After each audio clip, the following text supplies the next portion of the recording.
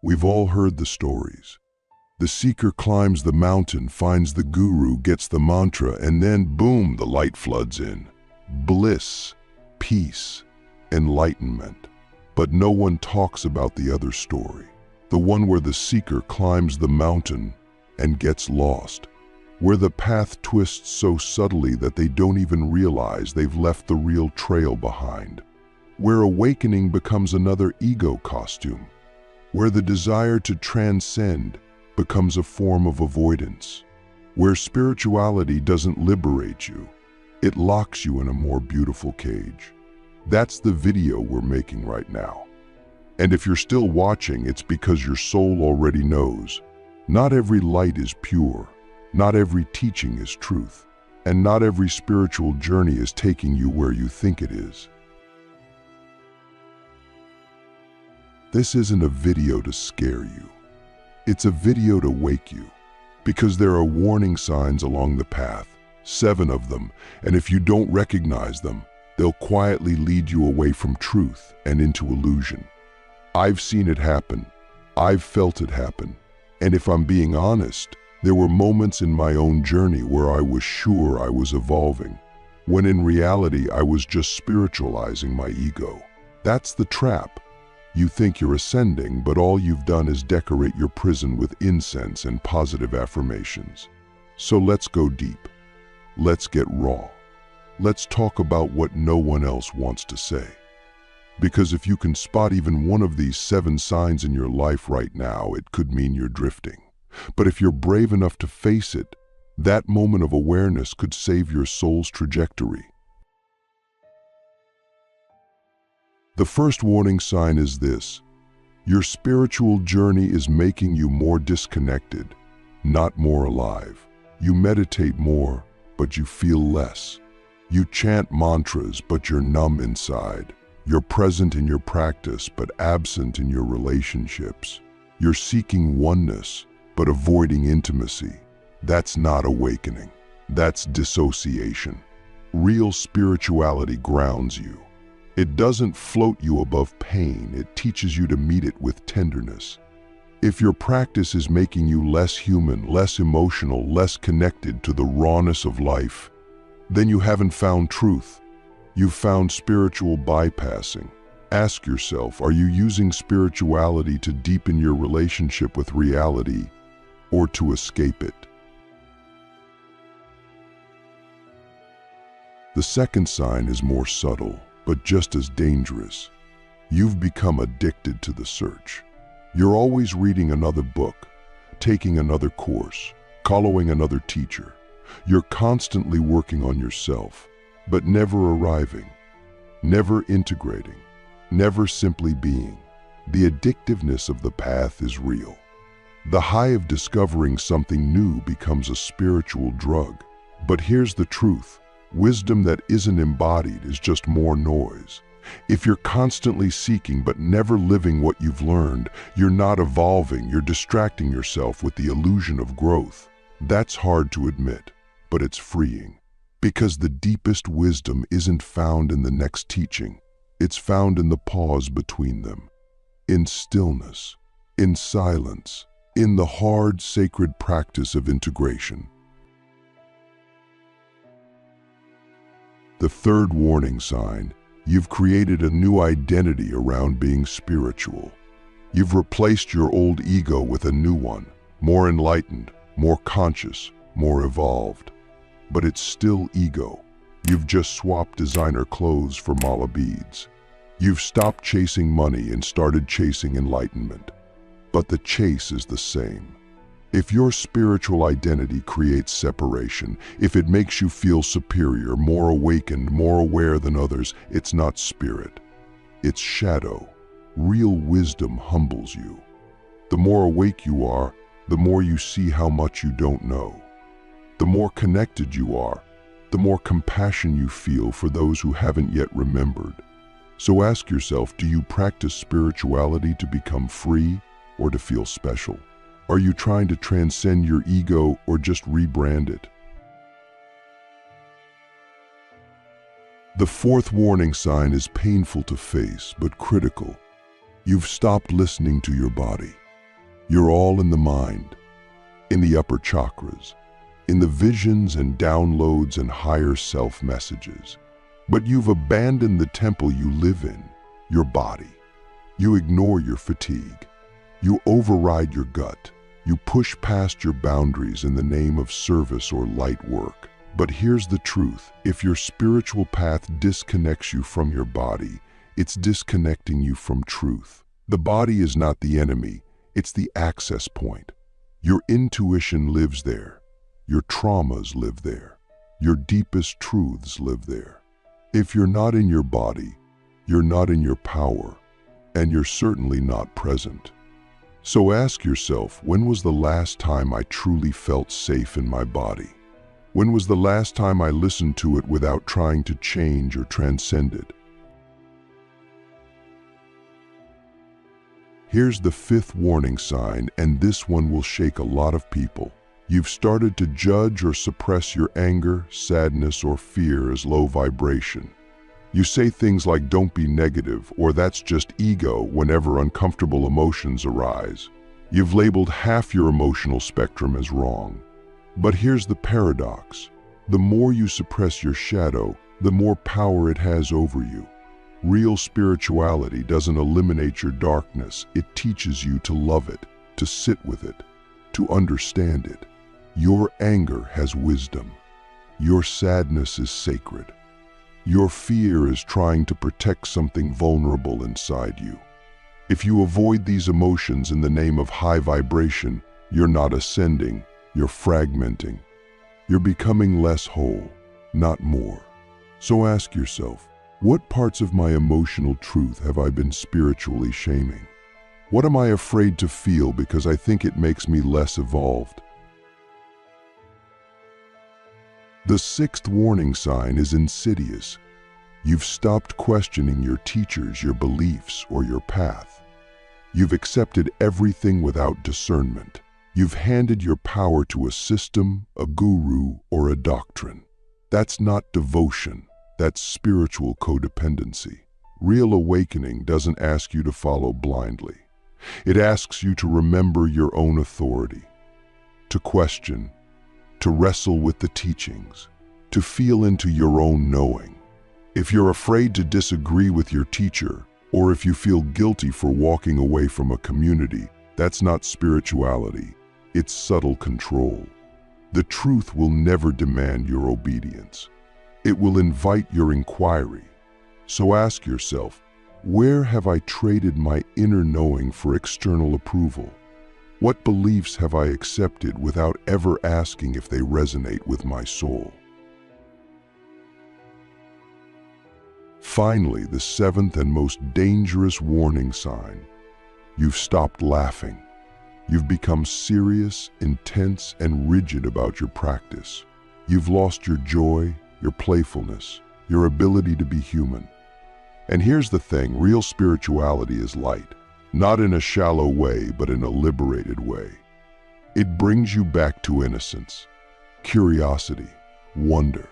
If your path has made you more judgmental, more self-critical, more isolated, or more serious than before, you're not going deeper, you're going backwards. The awakened soul is lighthearted, not because life is easy, but because they're not resisting it anymore.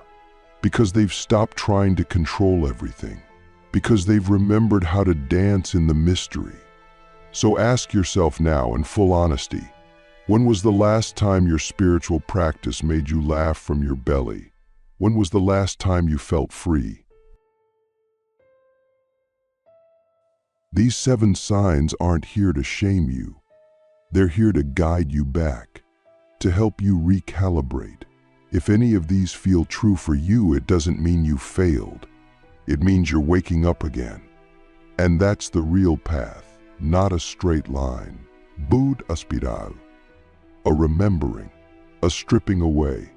And sometimes, the most spiritual thing you can do is stop, breathe, let go of the performance, and come back to yourself, the raw, beating, beautiful truth of who you are before all the spiritual labels. That's where it begins again. How spiritual ego and false light keep you stuck in the illusion of growth. There's a moment on the spiritual path that very few talk about, and even fewer survive with their humility intact. It's the moment where everything feels right. You're meditating daily. You're eating clean. You're reading ancient texts, aligning your chakras, wearing crystals, chanting mantras, maybe even teaching others. And yet, something's off. Quietly, almost invisibly, you've stopped growing. But not because you're lazy, because you've started believing you've already arrived. This is the spiritual ego, the trickiest mask of all. It doesn't look like arrogance. It looks like confidence, certainty, grace. But behind it, there's resistance, a need to be seen as awakened, a fear of being wrong, a quiet superiority that separates you from the world instead of uniting you with it. That's the beautiful burn, the part of the path where the very light you worked so hard to find becomes a prison of your own making. The spiritual ego is seductive because it doesn't feel like ego. It feels like clarity. It feels like being above the noise. But the deeper truth is that it cuts you off from your own evolution. It tells you there's nothing left to examine. No more shadow to face. No more blind spots. But that's when the real danger begins. Because once you believe you're beyond the work, you've just made the ego untouchable. It evolves with you. It wears robes now. It speaks in love and light language. It quotes Rumi. But it's still afraid. It's still hiding. And it's still keeping you from the deeper surrender that true awakening demands. Ask yourself, what part of you still needs to be seen as spiritually advanced? What would happen if you let that part fall apart in front of everyone? One of the telltale signs of spiritual ego is a resistance to being challenged. You might catch yourself feeling superior to unawakened people. You might avoid feedback by labeling it low vibration. You might dismiss criticism by saying someone just doesn't get it. And the irony is, you're probably not doing it maliciously. You believe you're protecting your peace. But what you're actually doing is protecting your identity. Real peace isn't fragile. It can hold contradiction. It can sit with discomfort. It can welcome feedback without collapsing. So if you find yourself needing to constantly defend your choices, your teachers, your beliefs, pause, breathe, ask, is this me protecting my truth or protecting my image of who I think I am? False light is another trap we fall into, the idea that only what feels good is spiritual, that only what's beautiful, blissful, or expansive is high vibration. But that's not light. That's spiritual entertainment. The real light is truth, and truth doesn't always feel good. Sometimes it comes in the form of grief, or heartbreak, or rage. Sometimes it shows up as a breakup, a breakdown, or a betrayal. But that's not darkness, that's purification. That's the soul burning away what no longer fits. If your version of spirituality only allows for the pleasant, you're not practicing presence, you're practicing avoidance. And the danger is, you'll start ignoring the very experiences that are trying to evolve you. So ask yourself, where have I mistaken comfort for alignment? Where have I rejected truth because it didn't come dressed in light? We also need to talk about performative spirituality. In the age of social media, it's easy to fall into the trap of showing your growth rather than living it.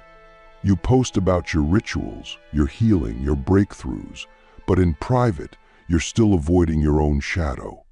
You talk about surrender, but you're still trying to control. You preach presence, but you scroll through distractions. And again, it's not because you're fake. It's because the ego has learned how to survive in the spiritual world. It knows how to curate the image of an awakened being while avoiding the actual death of the old self. And that's what spiritual awakening truly is. A death, not a glow-up, not a rebrand. A death of who you thought you were, of the masks, of the need to be seen.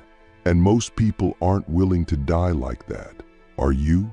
Are you willing to let go of the version of you that everyone else admires, but your soul no longer resonates with? Another layer of this illusion is the obsession with raising your vibration without realizing that your vibration isn't static. It's not something you achieve and maintain forever. It's a living, breathing, fluctuating field. And sometimes the most high vibrational thing you can do is cry, or rest, or rage, or say no. The obsession with staying in alignment can actually become a form of self-abandonment. You ignore your needs because they don't fit your spiritual aesthetic. You override your instincts because they're not love and light enough. But your soul didn't come here to be aesthetically pleasing. It came here to be whole, to experience the full spectrum, to remember divinity in every feeling, not just the comfortable ones. So ask yourself, what emotions have I spiritually rejected in the name of being high vibe? And perhaps the most overlooked danger of all, using spirituality to avoid being human. We start to numb ourselves with teachings. We escape into non-dualism. We say things like nothing matters, or it's all illusion. And while those concepts have truth, they're not meant to be escapes. They're meant to be integrations. If everything is an illusion, then so is your spiritual identity. If nothing matters, then the pain of others matters just as much as your peace. Real awakening doesn't disconnect you from the world. It deepens your connection. It makes you more compassionate, not more detached. More grounded, not more aloof. The awakened soul doesn't float above the world. It kneels in it. It weeps with it. It serves it. So ask yourself, have I been using spirituality to transcend my humanity or to embrace it more fully than ever before? These are hard truths, but they are also holy truths. Because when you can see the trap, you can step out of it. When you can admit where you've gone blind, you can open your eyes again. And when you can surrender your image of awakening, you can finally begin to awaken for real. That's the beautiful burn, the fire that destroys the false light and reveals the real one, the one that doesn't need to be seen, the one that doesn't need to be proven, the one that simply is, quiet, radiant, free. The return to wholeness, how to realign your path, reclaim your power, and walk in truth again. If you've made it this far, you've already done something most people never do. You've questioned your own path. You've dared to look at the places where your so-called progress might be hiding deeper avoidance. You've peeled back the layers of the beautiful illusion and seen the shadow hiding behind the light. That's not failure. That's not regression. That's the beginning of real freedom. Because the true spiritual path doesn't ask you to be perfect or pure or always aligned. It asks you to be honest. That's all. To tell the truth about where you are. To stop performing evolution and start living it, not for applause, not for identity, but because your soul is done with pretending. And when you reach that place of brutal, divine honesty, something shifts. The illusions break. The ego softens. The path clears. And you begin to walk again, not as someone trying to ascend, but as someone finally willing to arrive. So how do we return to wholeness? How do we realign the path that once felt sacred but became suffocating? We start by reclaiming the parts of ourselves we spiritually abandoned. The messy parts, the doubting parts, The parts that still get angry, insecure, jealous, ashamed. You don't need to fix them. You need to welcome them. Sit with them. Listen to what they've been trying to tell you while you were busy trying to be high vibe. Because those shadowy voices are not enemies, they are fragments of your own soul waiting to be heard, held, and healed. And when you stop trying to silence them, something miraculous happens. You don't lose your light. You just stop faking it. You stop chasing enlightenment as a destination and begin to embody it as a presence, one that makes room for the full spectrum of being. Next, you have to reconnect with your body, not as a vehicle to escape, but as a temple to return to. Most spiritual detours happen because we leave the body in pursuit of something higher. But the real work is bringing the higher into the body, bringing awareness into your breath, truth into your gut, compassion into your heart, presence into your touch. Your body holds the map to every breakthrough you're looking for. Your posture tells your story. Your breath reveals your truth. Your symptoms are your soul's language. So listen, reconnect, slow down. Stop trying to ascend out of the body and instead descend into it, because it's here, right here, that the divine becomes real, not in visions, not in distant realms, but in the way you breathe through discomfort, in the way you soften into pain, in the way you choose to stay present with what is instead of chasing what could be. Realignment also means letting go of the need to fix yourself. The spiritual journey is not about becoming better. It's about becoming truer. You don't need more steps, more systems, more certifications. You need more silence, more self-trust, more courage to sit in the unknown without immediately trying to label, solve, or transcend it. Healing isn't a checklist. Awakening isn't a curriculum. It's a process of remembering who you were before the world told you who to be, even if the world was dressed in spiritual robes. So ask yourself, what have I been trying to fix that was never broken? What if the next step in my evolution isn't to upgrade, but to undo? Undo the guilt, undo the striving, undo the story that says you have to earn your worth through progress. You don't. You're already worthy. The practice now is remembering that and living like it's true. Another key to reclaiming your power is to stop outsourcing your truth. It's tempting to give our authority to gurus, books, systems, and even spiritual algorithms. But no one knows your path like your soul does. No one else can tell you what's real for you. The most awakened teacher will still filter truth through their own lens. And if you're not careful, you'll start living their truth instead of your own. So take back your sovereignty. Use teachings as mirrors, not maps. Let guidance be an invitation, not a command. And when in doubt, come back to this question. Does this teaching bring me deeper into myself, or does it make me question my own knowing? Because the real path doesn't pull you away from yourself. It brings you home. And perhaps most importantly, returning to wholeness means remembering your humanness is not in the way of your awakening, it is the awakening. Your tears are sacred. Your doubts are holy. Your breakdowns are portals. Stop trying to be invincible. Be available. Be open to the rawness of life. Let yourself be cracked open by tenderness. Let yourself be humbled by mystery. Let yourself be moved by the simplicity of breath, wind, sky. That's where the divine lives, not in the fireworks, but in the quiet, in the ordinary, in the moments when you stop trying to be anything other than what you are. Fully human, fully feeling, fully here. The last truth I'll offer is this: you don't have to walk the path alone. So many of us carry silent shame because we've fallen off the path.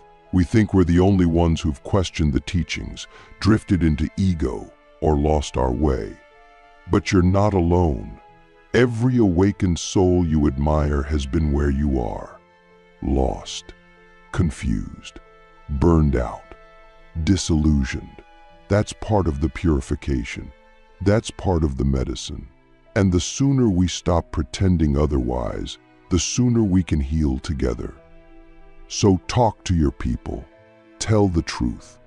Be the one who says, "I don't know anymore." That vulnerability is not weakness. It's the door back to real strength. And when you walk through it, you'll find others there too, raw, real, remembering. And together, we rise again.